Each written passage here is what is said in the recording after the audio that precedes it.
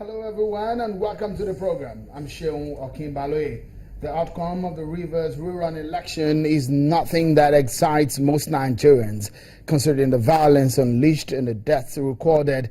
Take a look at some of the unfortunate outcome of a Saturday, 19 March 2016 exercise. Police say they have made 33 arrests so far, and they will arraign those individuals after sometimes they've been in their custody, according to the police. 4 people, they say, have been killed.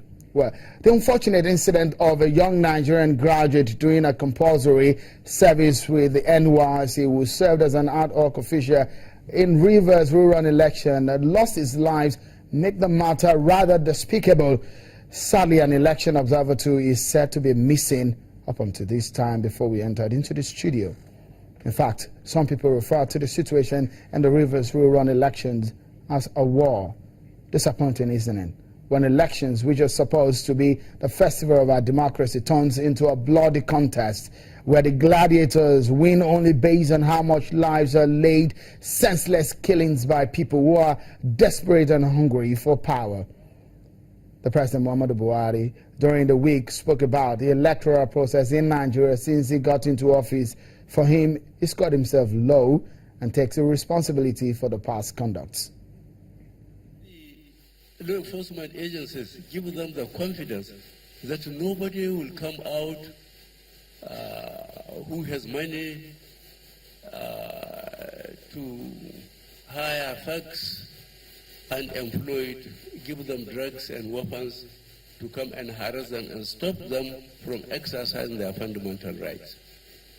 I am afraid I did not succeed. The elections in Kogi, the election in Bayelsa, and was still in Rivers. I think more Nigerians are killed or kill themselves in Rivers than in any particular state. At this state of our political development, to remain brutal, I think it's shameful. And as a government, I promise we will do something by the next general election.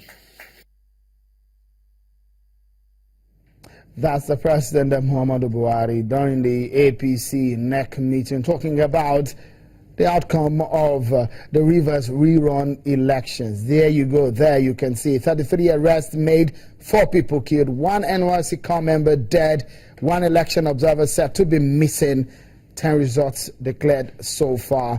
But in all of these, INEC is saying all other activities in all of the constituency yet to be determined suspended and no new date announced just yet. The PDP has condemned the roles played by the military, while the APC are calling for the total cancellation of the entire exercise.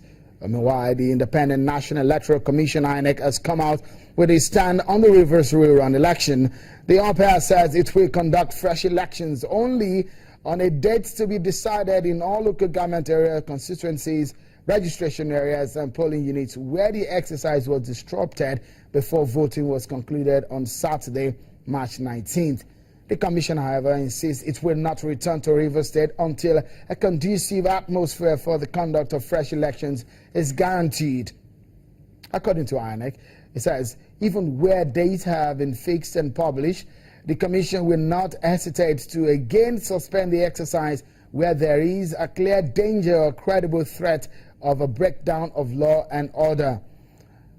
We went further to say, as a responsible organization, it will not expose its stakeholders, especially voters, its officials, observers, media personnel to any danger, and even where dates have been fixed and published, it will not hesitate to again suspend the exercise, and where there is a clear danger or credible threat of a breakdown of law and order.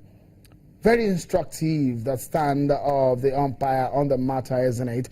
And the issue of electoral violence gets out stalking on the program. Senator Adesanya Ogunlewe, former Minister of Works, and a PDP chieftain joins us on the program. Thank you so much for coming. Yeah, it's my pleasure to be here. You heard what the president said. Yes, he scored himself low on the outcome of the election.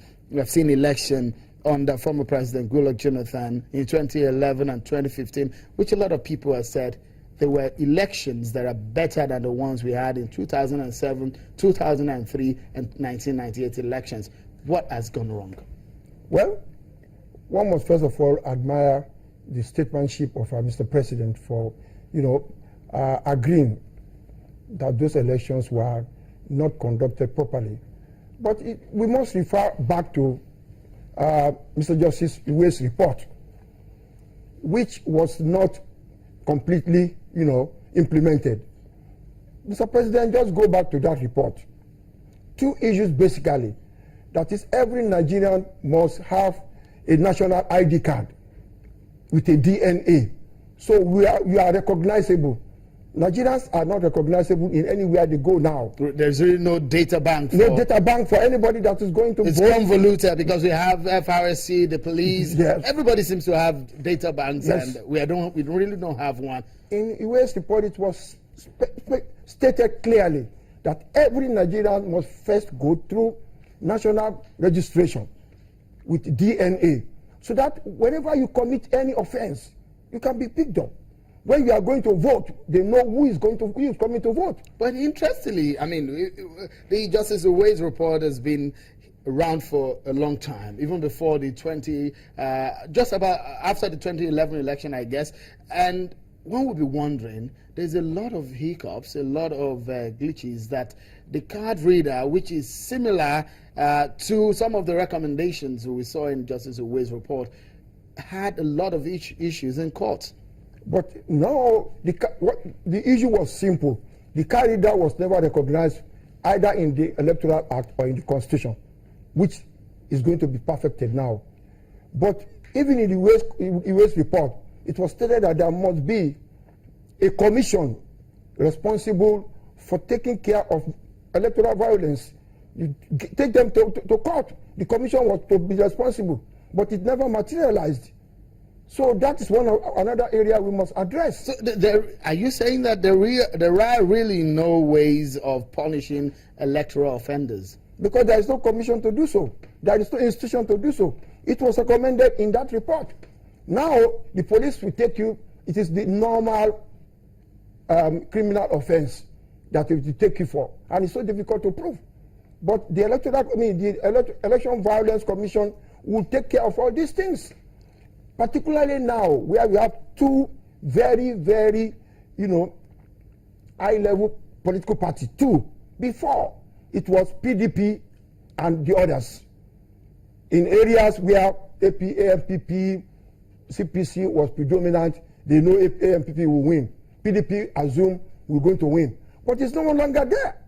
Now it is two very, very formidable political parties. That's why the competition is higher now. Could that be the reason why we have seen, because it doesn't really make sense at all for people to kill because of wanting to acquire. The rivalry is increasing. The rivalry is between, we have gone back to the old days of very, very healthy rivalry between two political parties. You call it healthy rivalry? Isn't this too unhealthy where we kill people? That is when government should come in now. In the next 2 years, before the next general election, please let every Nigerian have a national ID card with a database. All these people. What about a permanent voter card? It's not a database. It has no base. Well, it's in the INEC database because INEC had almost 80 million voters before the 2015 elections. Okay, what about those that doesn't have? There are so many. Half percentage of Nigerians that don't have the PVC is many. It's huge. So you have not captured those ones. So capture everybody in the database with DNA. See what is happening all over the world now, where you commit an offense, and they will fit you out. But in Nigeria, who is going to know who are these people that have committed those crimes? You don't even identify them. Is it the PVC you are going to use to identify somebody that killed the NYC copper?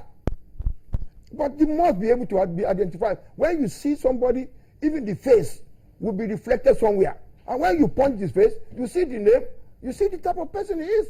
That is how far every part of the world has gone now. You don't take people for granted anymore. You must know who are you. And it is only through the database, which we don't have. It's a pity. You have been in the federal cabinet. Yes. You have been at the federal, you've been a former federal lawmaker, and you're chieftain of the PDP. With the way things are looking now, does it really look like the political atmosphere is very polarized? Definitely. With that two, very formidable political party, the competition is keener. People are now going to make sure that they win the election at all costs. Which party is more desperate now?